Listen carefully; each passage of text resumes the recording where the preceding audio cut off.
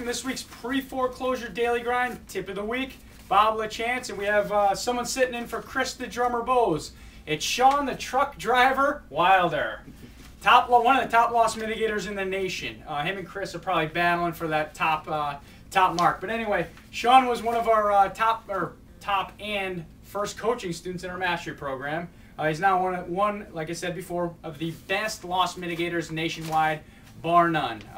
Check him out on his website, ctlms.com. Loss-Mit Services, his name is Loss-Mit Company. He has over 65 deals he's working on right now. He does a lot of work on the servicing side for real estate agents and investors. So if you guys are looking for someone else out there to work your short sale business or your short sales, track him down, send him an email. So anyway, Sean Wilder, and we're just going to get into it. We have a lot to go over. Sean is probably one of the best loss mitigators in the nation that knows FHA inside and out. A lot of his deals right now he's working on are FHA deals, and I'm going to let him run with it. We have a deal we're working on together because we do a lot of work together. We're only about a half an hour away, our offices. We do a lot of work together in the state of Connecticut. And when we're overwhelmed in our office, he also works as one of our loss mitigators. So again, best in the business. And I'm going to let him take it over. So, and he's going to go over at the end of this, right at the end of this video, he's going to go over an FHA deal we're actually working on in Stafford, Connecticut. Yep. Go ahead. Absolutely. All right, we're going to try to pull through this really quickly. We got three things we're going to go through with FHA. How the program works, positives and negatives, and then some tips we're going to go over, and then we're going to get to the case study. We'll try to do it really fast. We got a lot to go through here. So, real quickly, benefits of this program. FHA, no matter who the servicer is that you're dealing with, an FHA insured loan that you're negotiating has to go through the FHA pre-foreclosure sale program. Doesn't matter who the servicer is. Couple positives to the program. You can apply for the program even if you don't have an offer yet. So if you're a real estate agent, doing it for your homeowner, you can start the process before having an offer. That'll save time once you have a buyer. They'll order an appraisal, they'll tell you what the appraisal came in at and the minimum they need to net with an offer of that. And the property does not have to be listed either at that point. Right, doesn't even have to be listed yet. So if you got to spend money on advertising or whatever, you can hold off on. So that's prior, meaning prior to that time, but after it does. Yeah, as soon as you get the approval to participate, they'll require you listed at the appraised value, and they will do an appraisal, an FHA appraisal, not a BPO. If you get a short sale approved and it closes in the FHA program, seller is released from liability. They don't own the remaining balance. So that's good for them. They can also get up to $1,000 at closing. It's called the FHA Seller Incentive Program for moving expenses. So unlike other short sales, they can actually get a little bit of money at closing. The servicer I mentioned will supply you with it's called the approval to participate. That's the name of the form that tells you what the appraised value is, the minimum they need to net, how long the program lasts, and if the seller can get a grant. And you guys could Google that and check it out online. Yeah. So go to HUD's website. You can find all the forms.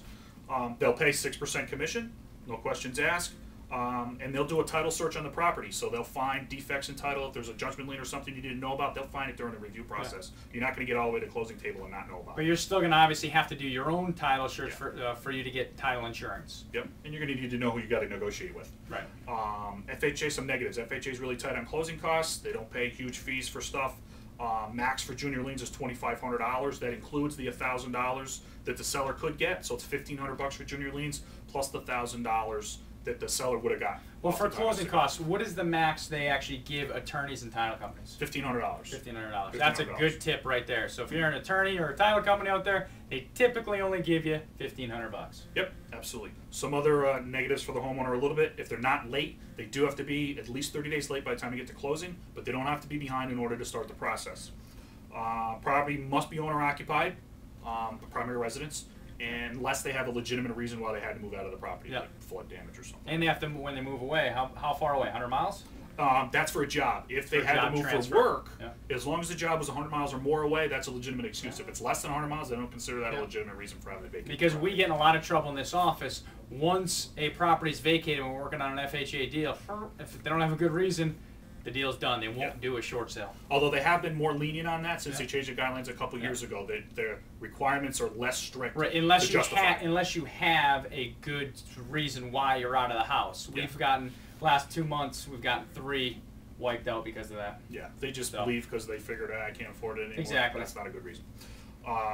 Let's see. Seller can't be a company. Has to be an individual. You know, they would have been an individual to get the loan to begin with. So when they bought it and they transferred it into an LLC, if they try to sell it and it's an LLC selling it, they won't do it. Yep. No repair allowances for repair quotes or home warranties or any of that kind of stuff. And another huge negative is many of the large and small, all the servicers, they're idiots when it comes to this program. They don't know what the heck's going on. You submit a full package, no contract, no HUD. They say we can't start the file because you don't have an offer. And you say, it's an FHA pre-foreclosure sale program. Yes, we can. And they say, no, you can. And you go to the manager, and they still don't know what the hell they're talking about. So, first tip we're going to talk about, if you run into that, contact HUD's National Servicing Center. You can Google the phone number, not a big deal. As a matter of fact, if you're really good, I'll give you some numbers at the end here. You can send them in an authorization. Same day you can call. They'll find your authorization. They'll put it on file. You tell them you're having a problem. They'll get a HUD specialist to beat the servicer up. Wait about 2 hours, though. Typically, it's about 2 hours after that for you to call and make sure they actually check their fax machine, because they don't have an e-fax kind of thing. They actually have a fax machine that comes in paper and all. Yeah, they're pretty antiquated, but they're great people. They know that the servicers are idiots, and they'll work with you to get that taken care of.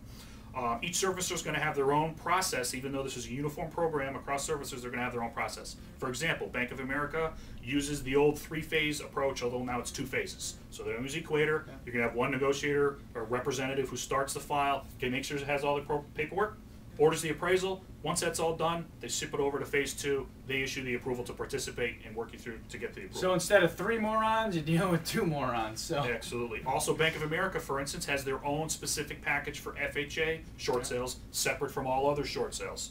So you'll need to have that. So and that's not on. I'm just as of today, we're doing this video. It is not. You don't negotiate your short sales when they're FHA backed on Equator when you're dealing with Bank of America. Just a tip. Yeah, that's supposed to be coming, but they've been saying that for a while. Yep. So you can assemble a full short sale package even if you don't have an offer and a HUD, and send that in just like you would any other short sale package. As far as contacting HUD, if you need to contact HUD, let's give you some phone numbers. Their phone number, 888-297-2685. If you need to fax them an authorization, 918-551-5391. Preferably you have the FHA case number. If you don't, just put the loan number on it. When you call in, they'll look it up on by the Social Security number, and you need the full Social Security number, not just the last 4.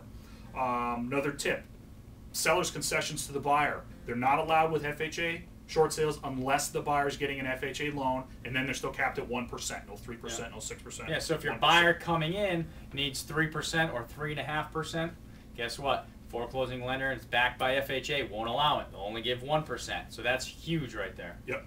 Also, FHA will pay back homeowners association fees, other customary closing costs, but they won't pay like water and sewer charges if you're in an area where they can put a lien on the property.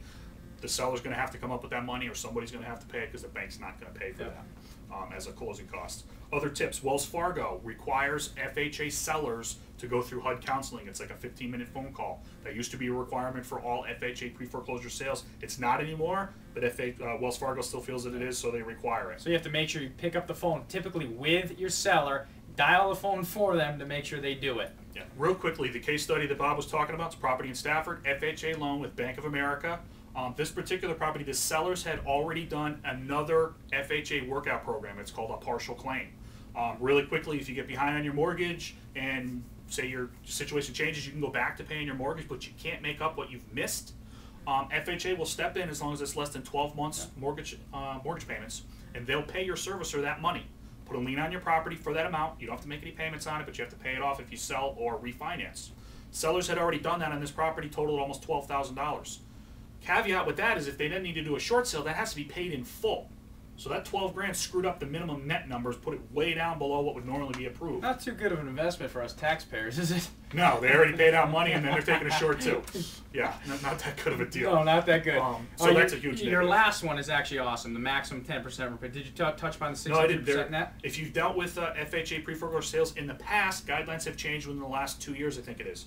There used to be a 10% repair max. So if the appraiser went out, he's got to, if there needs a lot of repairs, he's got to estimate what those are. If it was more than 10% of the offer price, that was it. Or sorry, 10% of the appraised value, not the offer price. If it was more than 10%, they wouldn't allow it to be short sale, had to go to foreclosure. That's gone. Also, there used to be a minimum 63% that your offers net needed to be at least 63% of the loan amount. Mm-hmm. They got rid of that as well when they changed to the Which is staggered good, yeah. net percentage, the 88, 86, 84% minimum net numbers. Yep. Used to be 82% flat. That's gone. And Yep. it got rid of these hurdles as well. Cool. All right, guys and gals, we're running out of time right now, but this is Sean, the truck driver, Wilder. Check him out. You got all of his information if you want to contact him about doing loss mint services. Again, proptracker.com. That's our online real estate management tool. We have our open Q&A next Wednesday. So Bob LaChance and Sean Wilder getting back to this week's pre-foreclosure tip of the week. Somebody wake me